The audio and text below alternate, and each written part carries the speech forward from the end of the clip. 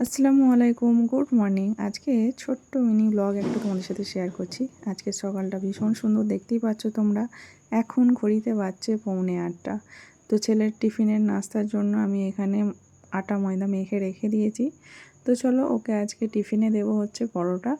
তো প্রত্যেক দিনই ঘুরিয়ে ফিরিয়ে দেওয়া হয় কিছু না কিছু। তো আজকে ভাবছি দেবো পরোটা, আটা দিয়েই করছি, মানে অল্প পরিমাণে ময়দা দিয়েছি।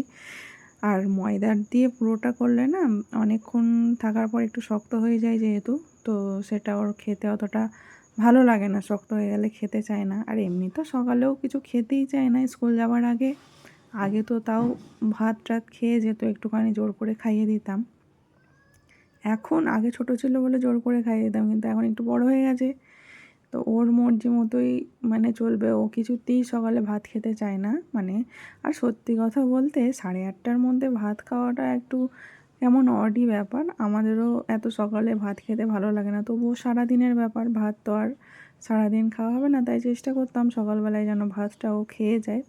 তো যাই হোক, আমি এই পরোটাটা ওর জন্য করছি টিফিনে দেবো বলে। এরকম রোজই পরোটা লুচি মানে বিভিন্ন ধরনের জিনিস যেগুলো ও খেতে পছন্দ করে সেগুলো সকালে টিফিন করে দিই। তো যাই হোক, এই দেখো আমার একটা পরোটা বেলা হয়ে গেছে, এবার এটাকে সেঁকে নেব। সকালবেলাটা ভীষণ পরিমাণে ঝামেলা থাকে, সোম টু শুক্র খুব ঝামেলা থাকে। তো এই যে ছেলের সমস্ত টিফিন ফিফিন করার পর আবার আমাদের রান্না বান্না সমস্ত রয়েছে। এই যে টিফিনে পরোটা করছি, ও তো সকালে একটা পরোটা খেয়ে গেলেও পেটটা একটু ভার থাকে, বা রুটি খেয়ে গেলেও পেটটা একটু ভার থাকে, সে খাবে না। সে শুধু চা আর বিস্কুট খাবে, তাছাড়া কিচ্ছু খাবে না। ওই সকালবেলার ওই হচ্ছে ওর খাওয়া দাওয়া। আগে ভাতটা জোর করে অল্প হলেও দুগাল খাইয়ে দিতাম, কিন্তু এখন ভাত একদমই খেতে চায় না। অনেকবার করেও ভাত খাবে না, এরকম বায়না, খাবো না, কেন করেছো, আমি বারণ করেছি, তুমি ভাত কেন করেছো সকালবেলায়, এই নিয়ে চেঁচামেচি করতো। দিয়ে আমি বলেছি তাহলে ভাত যখন খাবি না কি খাবি, তো সকালবেলায় যখন টিফিন করবো তোর জন্য বেশি করব, তুই খেয়ে নিবি। সেটাও ও খাবে না, মন মর্জি।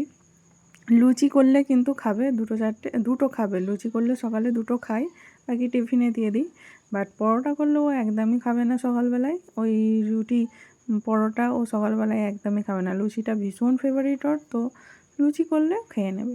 তো যাই হোক, আমার তোমাদের সাথে গল্প করতে করতে দেখো আরও একটা পরোটা বেলা হয়ে গেছে, সেঁকে নিচ্ছি।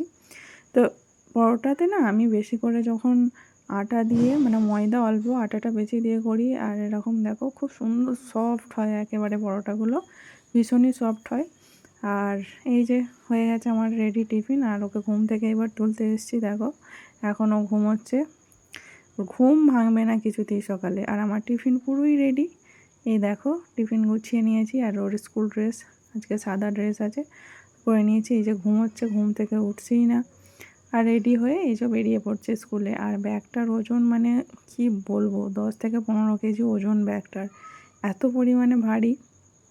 কদিন থেকে ওর প্রবলেম হচ্ছিলো। তো যাই হোক, আজকের ব্লগটা কেমন লাগলো অবশ্যই জানিও। টাটা।